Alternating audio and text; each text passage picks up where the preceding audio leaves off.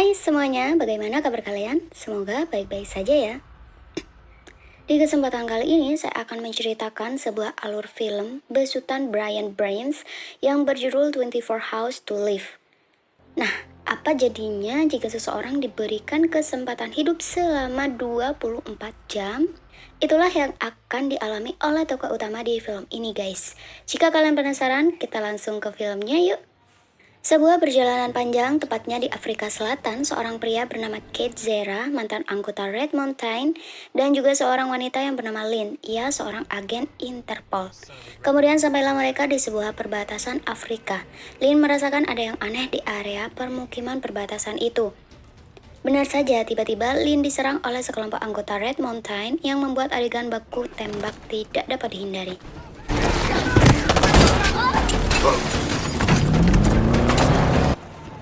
Lynn berhasil kabur dari pengepungan anggota Red Mountain bersama Kate Zera meskipun tangan Lynn terluka akibat tertembak dari kelompok Red Mountain tersebut. Scene berpindah di sebuah pantai yang sangat indah terlihat dua orang yang sedang memancing. Ia bernama Travis, sedangkan pria yang sudah tua renta yaitu Frank. Saat matahari mulai terbenam, Frank dan Travis membuang abu milik anak dan istri Travis yang sudah meninggal genap 1 tahun.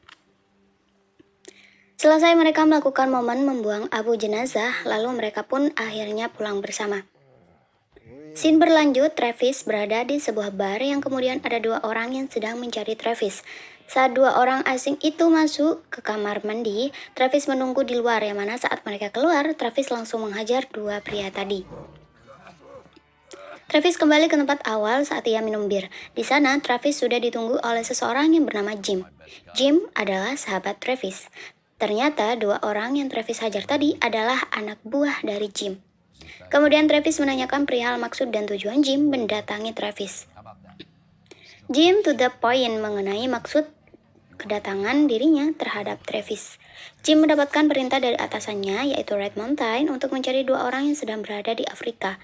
Mereka bernama Kate Zera dan seorang wanita bernama Lynn. Mendengar hal itu, Travis langsung menolak tawaran dari Jim dikarenakan Travis sudah pensiun menjadi pembunuh bayaran sejak anak dan istrinya meninggal. Namun Jim mengiming-iming Travis dengan imbalan $2 juta jika Travis menghandle pekerjaan yang Jim tawarkan tersebut. Dan akhirnya Travis sepakat. Di sisi lain, Lynn sedang mengobrol bersama anaknya yang bernama Christopher melalui media seluler yaitu handphone. Selesai mereka mengobrol, lalu Travis mendatangi tempat Christopher tersebut. Travis bertemu dengan Ibu Lynn. Travis memperkenalkan kalau dia teman kampusnya Lynn. Namun Ibu Lynn mengatakan kalau Lynn sekarang sudah tidak ada di rumahnya. Saat Travis ingin pergi, Christopher memberitahukan kalau ibunya akan pulang besok pagi. Singkat cerita, Travis berada di sebuah bandara yang saat itu juga Lynn berniat untuk pergi menemui anaknya. Kemudian Travis berpura-pura menanyakan sesuatu kepada Lynn yang sedang berada di sampingnya. Namun Lynn tidak menjawab atas pertanyaan Travis. Lynn pergi dikarenakan pesawat yang Lynn pesan akan segera take off. Tidak lama kemudian Lynn kembali, lalu menyapa Travis.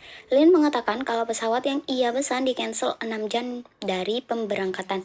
Lalu Travis mengajak Lynn untuk dinner. Mereka mengobrol sambil bertukar cerita tentang keluarga mereka. Setelah itu Travis dan Lynn hanyut dalam cinta 1 malam, kemudian mereka tidur bersama.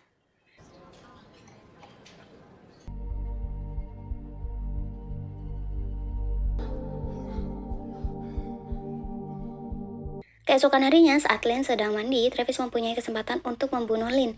Namun Travis mengurungkan niatnya karena Travis ingat dengan istrinya. Travis pun pergi. Dari belakang, Lynn mengejar Travis dan menodongkan senjata kepada Travis. Akhirnya, Travis tertembak tepat di dadanya yang membuat Travis jatuh sekarat.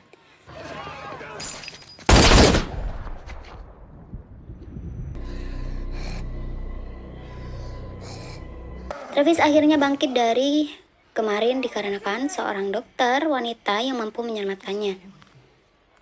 Kemudian Jim mengatakan Travis bisa hidup karena eksperimen yang dibuat oleh Red Mountain telah dikembangkan beberapa tahun yang lalu dan sekarang Travis adalah salah satu orang yang dari eksperimen tersebut. Kemudian atasan Jim datang untuk menanyakan perihal keberadaan Kate Zera. Lalu saat Travis memberitahukan keberadaan Kate Zera, Jim diperintahkan oleh atasannya untuk membunuh Travis karena sudah gagal dalam menjalankan tugasnya. Setelah kepergian Jim, seorang dokter yang menyelamatkan Travis sebelumnya berniat untuk menyuntikkan sebuah narkotika berdosis tinggi kepada Travis. Namun Travis mampu melepaskan diri dan membunuh penjaga yang bertugas di sana.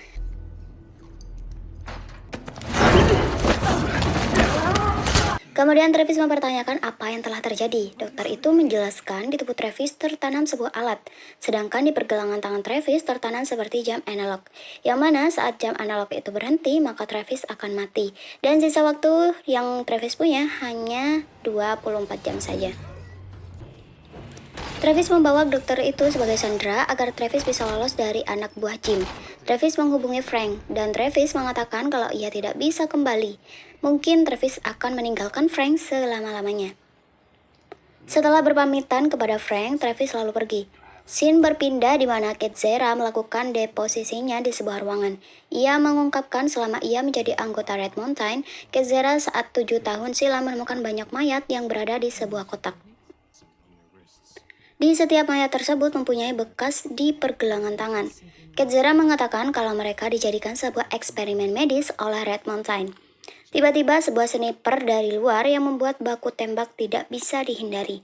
Akhirnya Travis datang dengan sebuah mobil untuk menyelamatkan Lynn dan Kate Zera.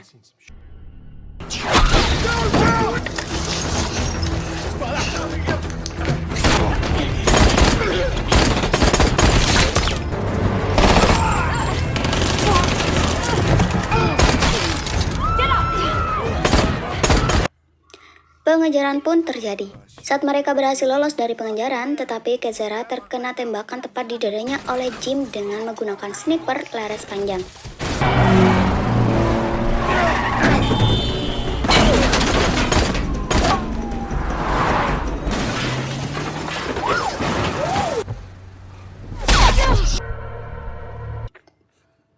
Sesampainya di sebuah pantai, Kate Zera tidak tertolong akibat pendarahan yang tidak bisa dihentikan. Lee mengambil memory card di tangan Kate Zera. Memory card itu satu-satunya bukti untuk membuktikan kejahatan Red Mountain. Travis mengatakan kepada Lynn untuk segera pulang dan bertemu keluarganya. Travis juga memperlihatkan kepada Lynn waktunya hanya tersisa 16 jam. Saat Lynn ingin pergi, seseorang menghubungi Lynn. Kemudian seseorang yang menghubungi Lynn itu mengatakan kalau ia ingin berbicara dengan Travis. Ternyata orang yang menelpon itu adalah Jim. Jim memberitahukan kalau Christopher sedang bersamanya. Maka yang harus Travis lakukan adalah memberikan memory card itu kepada Jim, jika ingin Christopher kembali dengan selamat. Mendengar hal itu, Lynn khawatir karena anaknya sekarang menjadi tawanan. Namun Travis mengatakan akan membantu Lynn untuk membebaskan Christopher. Selanjutnya, Travis kembali ke rumahnya dan mengambil beberapa bahan peledak. Lalu setelah itu, Travis mendatangi teman lamanya di sebuah pemukiman. Travis memberitahukan kepada Gary latar belakang menghilangnya masyarakat di daerahnya beberapa tahun yang lalu.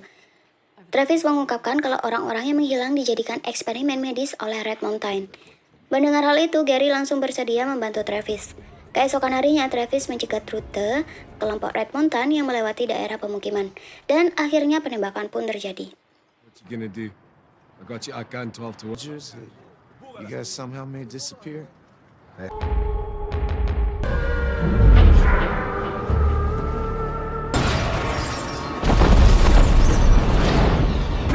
Protocol! Travis dan Lynn langsung bergegas mengejar mobil yang membawa Christopher. Sesuai harapan, Christopher berhasil diselamatkan. Setelah penyelamatan Christopher berhasil, Travis berpamitan kepada Lynn.